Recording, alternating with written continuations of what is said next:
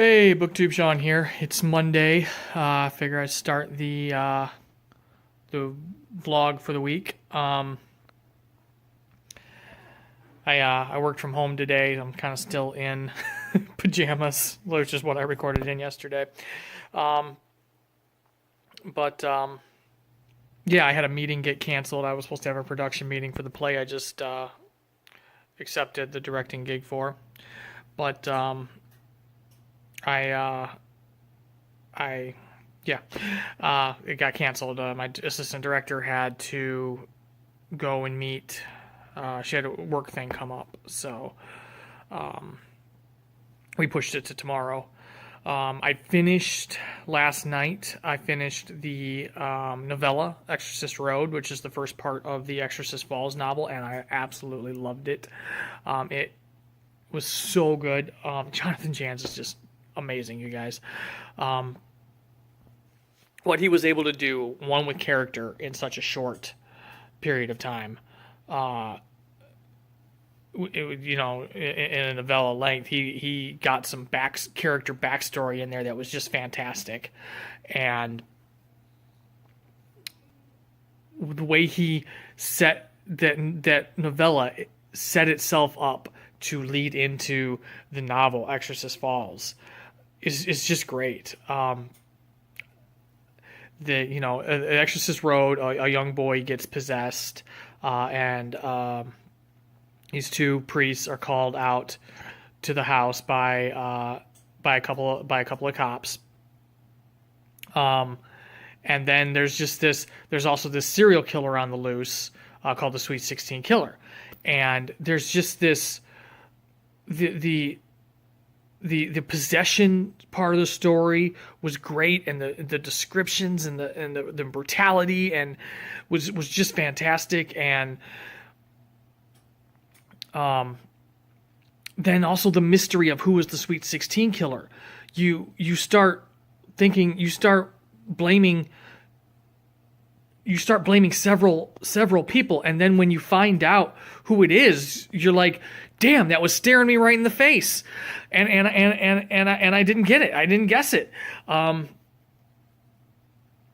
yeah, it was just so good. And now the novel is starting off with one of the fathers from, one of the priests from Exorcist Road meeting up with this Sweet 16 Killer, because now he knows who he is and he wants to try and stop him. So I don't know what ultimately is going to be the novel, but that's how it's starting out, and I'm 100% on board. I can't wait to get back to it. It's just so good. Yeah, I don't know how Jonathan Jans is this good. But yeah, so that's what I've basically read since the last time I talked to you.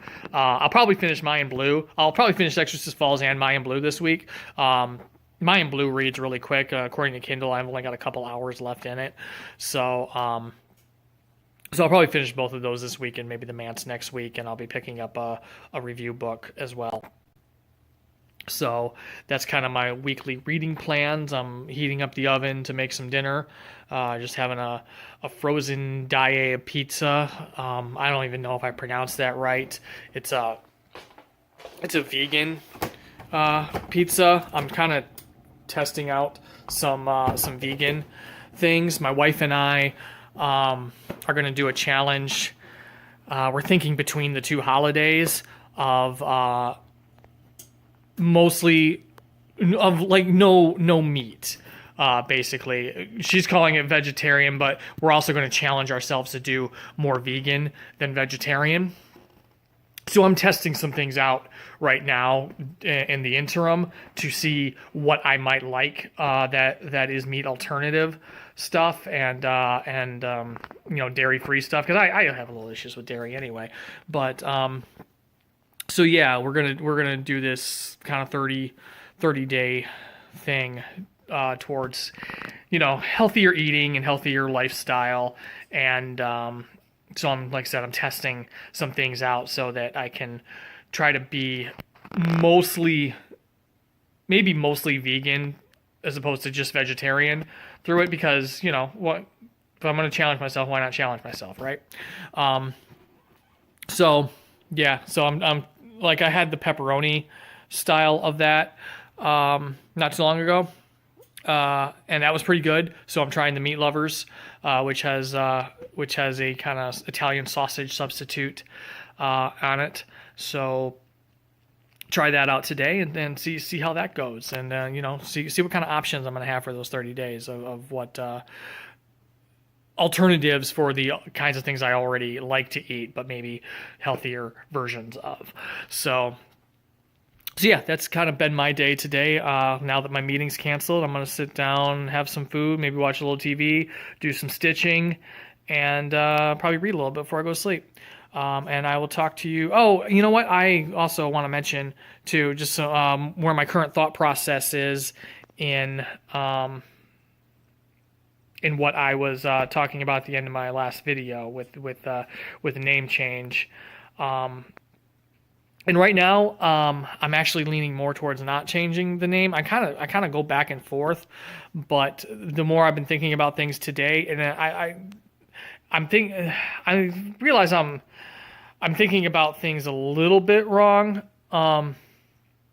It's not so much. I mentioned yesterday that it's dark stuff and it's not so much that it's dark. It's that it's. I think I mean what I mean more is. And I brought up speculative fiction like it's its own genre, but really speculative fiction is an umbrella statement for horror, fantasy, sci-fi, anything that's really plays with the rules of reality, basically. Kind of falls all under the speculative fiction umbrella. So it's not so it's I realized today that it's not so much that I favor darker stuff, it's just that I favor speculative stuff that plays with reality. And starting to think about it that way makes me a little bit more comfortable with my name. And I also I don't want to go through the bother. Like I've got publicists and publishers out there. It's not like I'm a huge channel. I mean, I'm not even, as I'm recording this, I don't have, I'm like 11 shy of 600 subscribers. So I'm definitely not a big shot. I'm not a very small channel. I've just been fortunate enough that I've had some people reach out to me and want me to read and review stuff that fits within this style of reading I like to do. And I don't want that. They've just been getting to know me as Eclectic Reads, and I don't want to switch that up on them either, and have them have to get to know me by a different name either, So yeah, that's where I'm at with those thoughts right now too. So I figured I'd kind of, let you guys into my thought process too. So that's it. I will talk to you guys in the next segment. Hey guys, I just got home from work, and I got a couple of books I ordered in. It's Tuesday today. I actually got another one coming tomorrow, so I'll show you that one when I get home tomorrow and get the mail.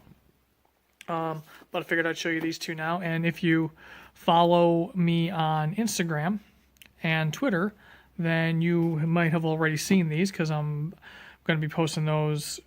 Going to be posting these on there too. Probably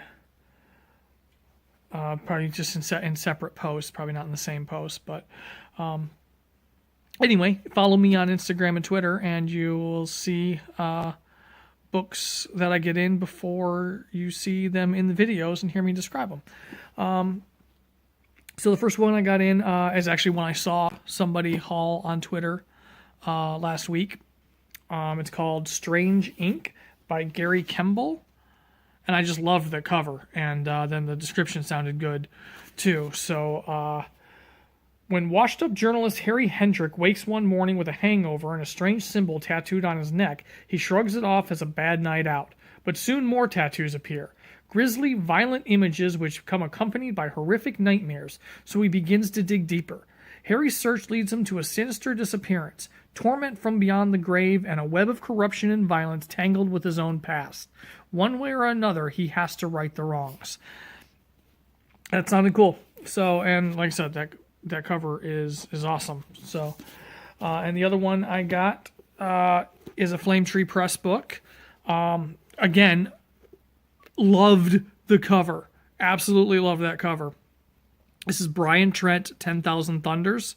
And then when I saw the description, it totally sounded up my alley. Gethin Bryce is killed in a mysterious shuttle explosion.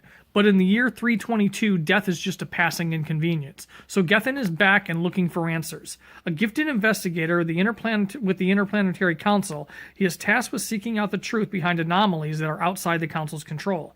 His investigation takes him from the enclaves of Earth's elite to the battered wastelands beyond civilization's protective thrall. For humanity has colonized nearby worlds, and the Council holds authority over them all.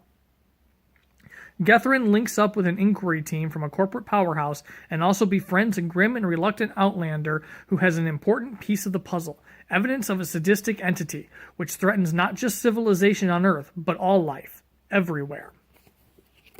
So yeah, that sounds super cool. So I'm excited to have this. And again, just that cover is fantastic. So yeah, that's my book mail today, and I will see you all in the next segment. Hey guys, it's Wednesday. I got another book in today. This is Dawn Song by Michael Morano. This is I got this in for the Bram Stoker First Novel Award series. I didn't think to look up what year it won the award before I hit record on this, but it is a Bram Stoker First Novel Award winner.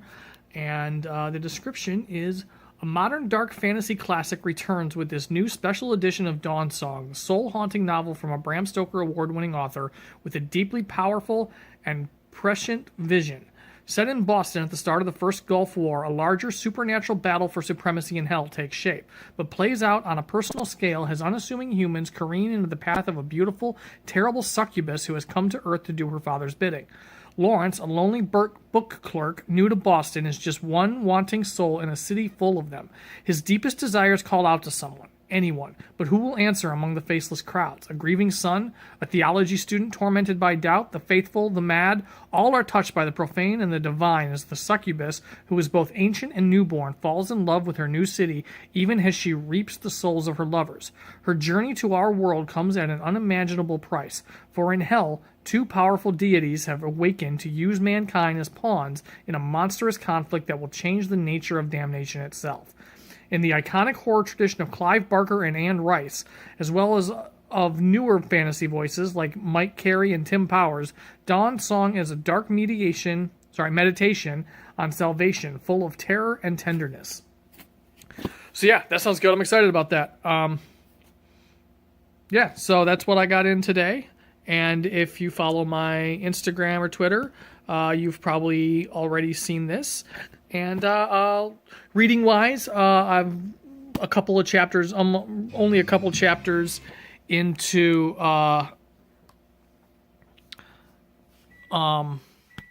sorry, my TV went off there, and I lost train of thought. I'm only a couple of chapters into the novel portion of Exorcist Falls, but already I'm intrigued. I've been Monday night. I ended up getting hooked on Riverdale. I started watching that. Ended up watching 5 episodes Monday night and not reading. And then last night I had a meeting with my assistant director for the show that I just accepted a directing gig for. So I didn't get much reading done last night either, just a couple of chapters before I went to sleep. So that's where I'm at with that. I read a little bit of Mayan Blue today, but I still haven't made much progress there either. So yeah, hopefully by the end of the week I can finish at least one, if not both of those up. But I'm kind of feeling like watching TV again tonight too. So we'll see.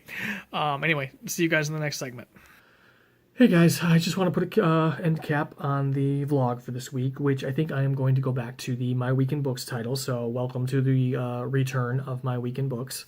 Since I'm going to try to do this weekly, I feel why not just go back to that title. And speaking of titles, this is actually the second time I'm recording this cap because I forgot to talk about this the first time I recorded it. I have mentioned that there may be a channel name change coming. And then earlier in this vlog, I talked about how I'm actually more leaning to the side of not changing the name. And so I want to address this, and it'd be the last time I address this, because it's been the past 6 months or so that you've heard me bring this up. You've heard me bring this up a few times. Sticking with Eclectic Reads. Final decision. Not changing the name of the channel. There are people out there who have come to know me as Eclectic Reads. There are authors and publishers who are getting to know me as Eclectic Reads, and I don't want to go through. One, I don't want to go through the hassle of getting people used to another name, and two, I've become far more comfortable this week with keeping the name Eclectic Reads under the umbrella of speculative fiction. I realized this week that that's really what I read. Most of what I read falls under the umbrella of speculative fiction, and speculative fiction itself crosses multiple genres. So I'm much more comfortable keeping the name Eclectic Reads in one, like I've talked about before, being the eclectic and I read, and two, it being under the umbrella of speculative fiction, because speculative fiction itself is very eclectic. So that's it. Eclectic Reads. I'm done. So let's get into finishing off this weekly vlog with what I have been reading since I last updated, books I've gotten in since I last updated, and then I'll send you on your merry way. I finished a book. I finished a book this morning, actually. I finished My in Blue by Michelle Garza and Melissa Layson. And I really enjoyed it. There will be a review video coming of it this week, hopefully midweek. Hopefully going to get it recorded tomorrow night. But in short, it is about a group of students who go to meet their professor who has, discovered something to prove his theory that the Mayans made it into Georgia, up into the Americas as far as Georgia, before they disappeared from the planet. And he has unknowingly, the artifact he has found to prove this, he unknowingly released the Lord of Death and his minions when he removed the artifact. So they are now on the loose, and there is a group of college kids going to meet the professor, and I think you can figure out where it goes from there. But it does take a turn I wasn't expecting, into more dark fantasy, but still horrific. And I really, really enjoyed it. I wasn't expecting that turn. And that's as much as I want to say about it. And that's, I mean, I'm not even going to go into too great a detail on it in the review. So you kind of got the mini version of the review as I'm still processing my thoughts. But yeah, I really enjoyed it. I highly recommend picking it up. It should be Monday when this goes up, so it is still until the end of October, until Halloween, 99 cents on Kindle. Sinister Grin Press has got all of their Kindle books on sale till the end of Halloween, or till the end of October. I highly recommend picking it up. I even made a Twitter post urging people to pick it up while it's still 99 cents. And if you didn't see that on Twitter, if you don't follow me on Twitter, follow me on Twitter, and you'll see stuff like that. Anyway, I have a few books that I got in yesterday that I had ordered. Haven't even posted these on Instagram yet. Again, if you don't follow me on Instagram, follow me on Instagram, and you get to see books that I get in usually before they appear on the video. So I got in Michael Boatman, The Last God Standing. Michael Boatman's an actor, apparently. I recognize him, but I don't know what I've seen him in. When God decides to quit and join the human race to see what all the fuss is about, all hell breaks loose, and now the other defunct gods of Earth's vanquished pantheons want a piece of the action he abandoned. Meanwhile, the newly humanized deity must discover the whereabouts and intentions of the similarly reincarnated Lucifer and block the ascension of a murderous new god. How is he ever going to make it as a stand-up comedian with all of this going on? He's one of... Oh, sorry, I was about to go into a quote from Joe Lansdale on it. But yeah, this seemed like a fun fantasy comedy. And I wanted to grab it. The physical wasn't much more than the Kindle, so I went ahead and grabbed the physical because it's kind of a cool cover. So I got that. I also got a cyberpunk sci-fi-ish book called Machine by Jennifer Pelland. I saw Apex Publications post about this on Twitter, and it sounded interesting. Celia's body is not her own, but even her conscious mind can barely tell the difference. Living on the cutting edge of biomechanical science was supposed to allow her to lead a normal life in a near-perfect copy of her physical self while awaiting a cure for a rare and deadly genetic disorder. But a bioandroid isn't a real person, not according to the protesters outside Celia's house, her co-workers, or even her wife. Not according to her own evolving view of herself. As she begins to strip away the human affectations and inhibitions programmed into her new body, the chasm between the warm pains of flesh and blood life and the chilly comfort of the machine begins to deepen. Love, passion, reality, and memory war within Celia's body until she must decide whether to betray old friends or new ones in the choice between human and machine. That sounded interesting. And I also grabbed... The Best Horror of the Year, Volume 10, edited by Ellen Datlow. I've been wanting some of these Best Horror of the Year Ellen Datlow collections anyway, but I also heard that the Brian Hodge story in here was really good, so I was interested in checking him out. But there's also stories by Stephen Gallagher, Mira Grant, John Langan, Carmen Maria Machado, Mark Morris, Karen Warren, A.C. Wise.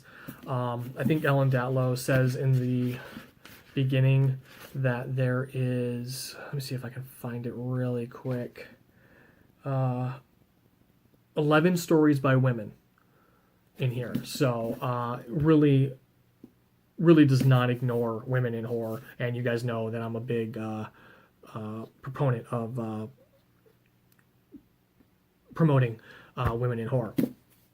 So I wanted to grab that. I've still got some birthday money that I'm playing with, so I grabbed that. I also went to Second and Charles Friday night. Had some time to kill before the opening night of my wife in Rocky Horror Picture Show. Or not Rocky Horror Picture Show, the Rocky Horror Show. It's the live stage version that the movie was based off of. So they were doing buy 3, get the 4th free horror books. So I actually found 4 that I don't usually find a lot at Second and Charles in the horror section, but I did find 4 that I wanted. So I'm just going to show them, I'm not going to describe them. Brian Smith, The Freak Show, and he actually has a new novella that just came out called Kill for Satan from Grindhouse Press. So I'm interested to check him out. John Skip, The Long Last Call. Graham Masterton, Night Wars. Excited to have another Graham Masterton physical paperback. And Craven Manor by Darcy Coates, who is an author I've been wanting to check out. So I got those. And I also, every time I go to Second and Charles, or any used bookstore for that matter, I am usually keeping an eye out for the first Joyce Carol Oates book that I was interested in, that made me aware of her. And that is The Gravedigger's Daughter, and I finally found a copy of it for a reasonable price. So I grabbed that. And they also ended up having an out-of-print Joyce Carol Oates, The Assassins. So while it does have I'm not usually excited about getting things that have the plastic library cover on it. Beggars are not a print book. Beggars cannot be choosers. So excited to have that. And that is what I have. The rest of what I have gotten, or picked up this week as far as book haul portion goes. So other than that, I have been. Last night I started reading. I'm still reading Exorcist Falls by Jonathan Jans with Stephanie. I slowed down on that a little bit just because I knew she was kind of busy this week preparing for something, and I didn't want to get too far ahead of her. So I kind of slowed down on that. Now she's ahead of me, but not too far ahead of me. But I'm excited to get back to that. But last night I started a couple of books because I don't have too many books on the go or anything because I'm still also reading The Manse by Lisa Cantrell for my Bram Stoker Award winners, first novel award winners series. And but last night I started An Augmented Fourth by Tony McMillan. This is from Word Horde Press. This was sent to me from Word Horde Press after I didn't care for Corpse Paint. So this is another heavy metal themed horror novel that they thought I might like since I didn't like Corpse Paint. And so far, I've only read the first couple of chapters, but so far I'm digging it. And I also started, which you saw earlier in this vlog, The Consuming Fire by John Scalzi, second book of the Interdependency. I talked about that earlier in the video, so I'm not going to spend too much more time on that. But yeah, that's what I've been reading.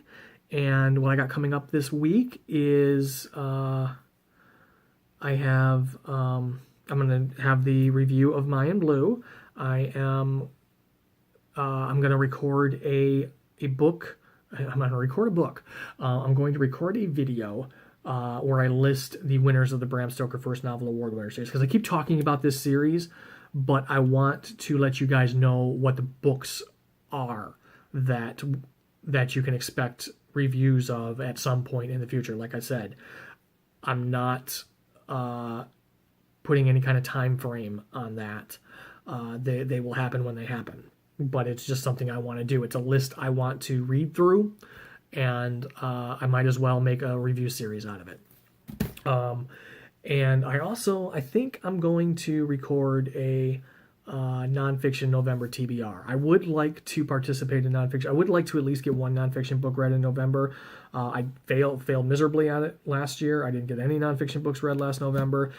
This year I would like to at least get one read. So I think I'm going to make an MBR video, a might be read video for nonfiction November. I don't know what choices are going to be on, but I want to just show the ones I'm thinking about trying to get to for that, or what my options are going to be, what I'm feeling like.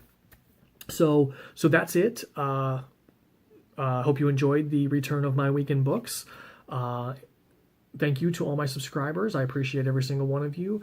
If this is your first time viewing one of my videos, I hope you enjoyed it. I hope you stick around. If you would like to, hit the subscribe button so you know when I post new videos, and I'll see you all in the next one.